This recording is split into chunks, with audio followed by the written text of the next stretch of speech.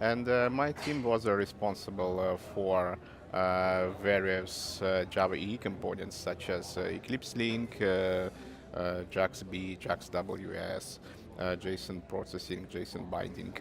And when the process of moving Java EE to Eclipse Foundation started, I am representing Oracle in E4J Eclipse project PMC, and I'm also participating in the steering committee of E4J and a little bit in the spec committee. Okay, so we're talking about Jakarta EE and EE4J. So can you explain a little bit the difference? Yes, sure. So E4J is just a top-level project which contains all source code, all the components.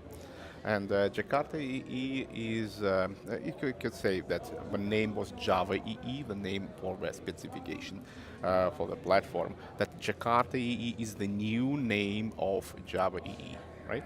And E4J is just a top-level project which needs some name, right? The Eclipse Foundation. We have RT, we have IoT, something else, and we have E4J. There we just put all our source code. So we migrated all this project to the Eclipse Foundation. So what's next? We transferred most of the project, right? So so far it goes well, I must say that. So we didn't transfer all of the projects. We transferred projects which are required for Eclipse Glassfish build. We also transferred the TCKs, which is quite a big thing because TCK was not open sourced before, so we open sourced it and transferred it to Eclipse Foundation. We still need to transfer documentation, samples, and this kind of stuff, which is not really, I would say, it's important, but not really important at Glassfish and TCKs, right? And currently, I mean the community, so it's not only Oracle working on these tasks, it's also IBM, it's also Payara, it's also Red Hat and other companies. We are trying to deliver a proper Glassfish, Eclipse Glassfish release, and we are planning to deliver it at December 14th. So we are working hard to meet this deadline. And you have a MicroProfile T-shirt. So how is that connected to? Okay. Actually, at Oracle, we have another project called Project Helidon.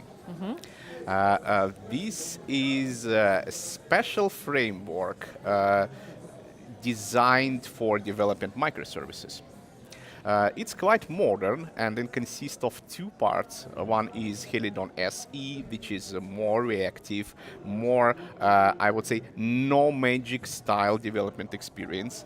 And Helidon MP, which has development experience very similar to Java EE, and it actually implements MicroProfile. So this is why I wear a MicroProfile T-shirt.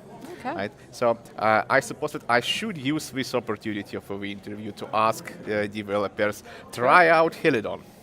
Cool.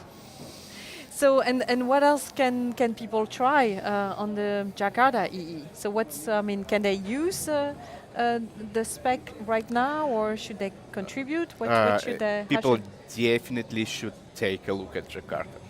Cool. I'm inviting everybody to contribute to Jakarta. If you are interested in evolving Java EE technologies, which what we are trying to do, you should just come to us. We have mailing lists, we have source code on GitHub. Just participate there, just commit there.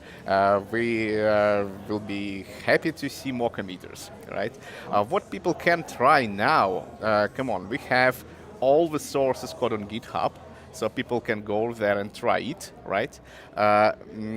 We don't have any official releases from Eclipse yet, right? So the first release, we're just going through the process. We are aiming the releases, the main release of Glassfish, December 14th. I suppose around the same time we'll be able to make public releases of all other components.